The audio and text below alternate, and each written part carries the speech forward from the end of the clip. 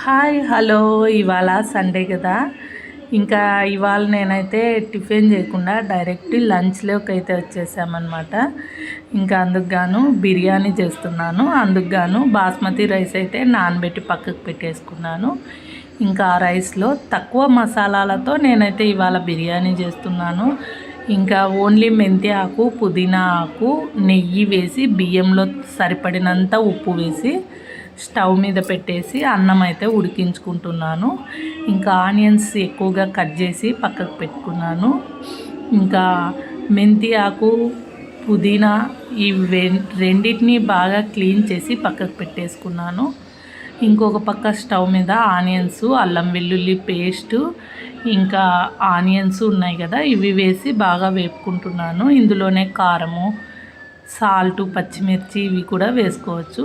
ఈ స్పైసెస్ అనేవి కొన్నే వేస్తున్నాను కదా, ఇవి మిక్సీలో పడవు. ఇలాంటప్పుడు నేనైతే దీంతో పాటుగా కొంచెం ధనియాల పొడి వేసి మిక్సీ చేశానన్నమాట. ఈ స్పైసెస్ అనేది పొడి అనేది ఇలా రెడీ అయిపోయింది.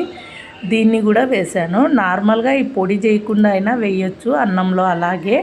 కాకపోతే ఈ పిల్లలు అనేవాళ్ళు అన్నం వీటిని పక్కకు తీస్తూ వీటితో పాటుగా అన్నం అయితే ఇంత పక్కకు పెట్టేస్తారు రైస్తో పాటుగా. అందుకని నేను ఇది మిక్సీ చేసేసి ఇలా రైస్లో వేసానన్నమాట. ఇవి మనం అవాయిడ్ చేస్తే రైస్ అనేది నార్మల్గా ఉంటుంది, సువాసనగా లేకుండా.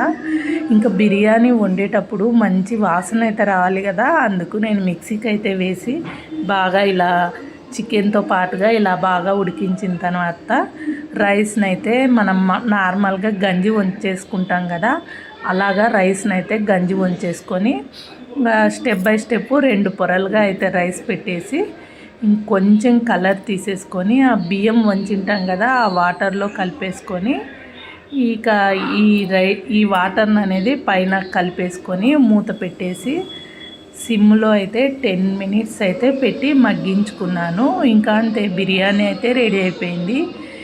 ఈసారి అయితే నెయ్యి బాగా వేసి మూత పెట్టేశానమాట. మనం మూత పెట్టేది కరెక్ట్గా బాగుండే మూత అయితే పెట్టుకుంటే మనం కవరింగ్కు పిండి ఇలా పెట్టాల్సిన అవసరం ఉండదు.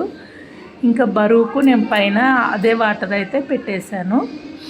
ఇంకా ఈ బిర్యానీ చేయడం ఏమో కానీ స్టవ్ దగ్గరంతా ఇలా అంతా రోత్ అయిపోతుంది అనమాట. ఇంక ఇదంతా క్లీన్ చేసుకునేసరికి ఒక్కసారి టీ పెట్టుకొని తాగుదాం అనుకున్నాను. ఇంకా అల్లం టీ అయితే బాగా పెట్టుకొని తాగేసాను అనమాట. ఈలోపు అన్నం అయితే మగ్గిపోయింది.